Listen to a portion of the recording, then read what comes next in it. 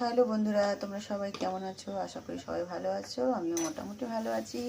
তো দেখো, শীতের দিনে প্রথম আমি খিচুড়ি বানাবো সমস্ত শীতের তরকারি দিয়ে।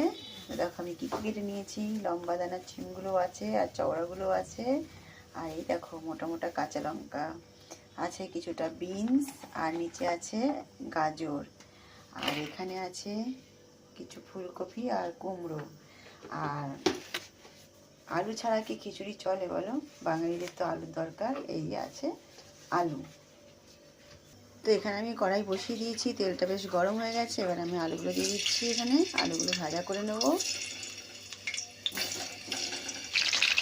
আলুতে দিয়ে দেবো অল্প পরিমাণ লবণ। আসলে কি বন্ধুরা জানো তো, একটু ভাত বেঁচেছিলো, ভাতটা একটু নরম হয়ে গেছিলো। তো ঝরঝরে ভাত ছাড়া আমার খেতে ভালো লাগে না, তাই ভাবলাম কি ভাতটাকে আমি ডাল আর সবজি দিয়ে একটু খিচুড়ি বানিয়ে নিই। তাই আমি খিচুড়ি বানাচ্ছি। এপাশে কুকারে আমি সেই ভাতটা আর কিছুটা ডাল সেদ্ধ বসিয়ে দিয়েছি। এবার দিয়ে দিচ্ছি কিছুটা হলুদ গুঁড়ো। একটু হলুদ দিলে কী হয়, আলুটার কালারটা দেখতে বেশ সুন্দর আসে। লবণটা তো আমি দিয়েই দিয়েছি।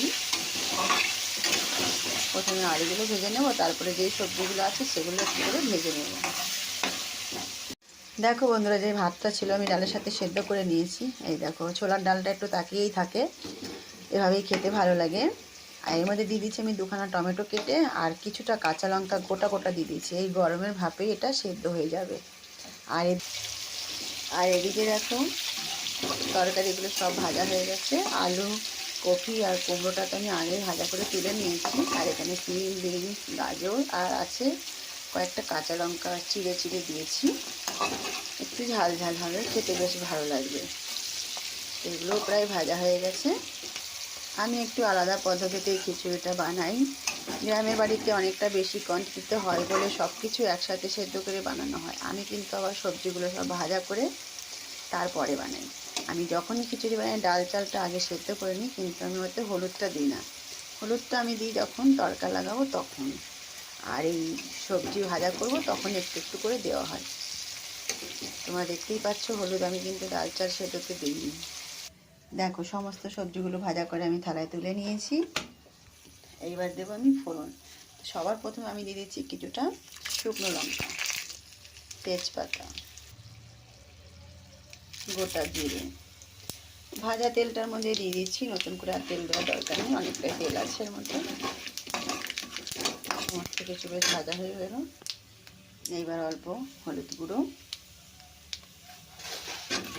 হলুদ গুঁড়োটাও বেশ ভাজা ভাজা হয়ে গেল। এইবার দিয়ে দিচ্ছি ভেজে রাখা সবজিগুলো। সব সবজিগুলো একসাথেই দিয়ে দিচ্ছি। গুঁড়ো লঙ্কাটা আমি ব্যবহার করব না, এখানে আমি অনেকগুলোই কাঁচা লঙ্কা ব্যবহার করেছি। ফোড়নে শুকনো লঙ্কাটাও দিয়ে দিয়েছি। লবণটা আমি এখন দেবো না, যেহেতু সেদ্ধ করার সময় লবণ দিয়ে দিয়েছি। আর এখানে যে ভাজাগুলো করেছি এতেও দেওয়া আছে, যদি কম হয় পরে দেবো, এখন দেবো না। এবার দিয়ে দেবো সেদ্ধ করা ডাল চালগুলো। সমস্ত কিছু দিয়ে মিক্স করে নিয়েছি। এবার কিছুক্ষণ ফুটিয়ে নেব। যেতটুকু অংশ একটু কাঁচা আছে, টমেটোটাও আর লঙ্কাটাও, সেটাও সেদ্ধ হয়ে যাবে।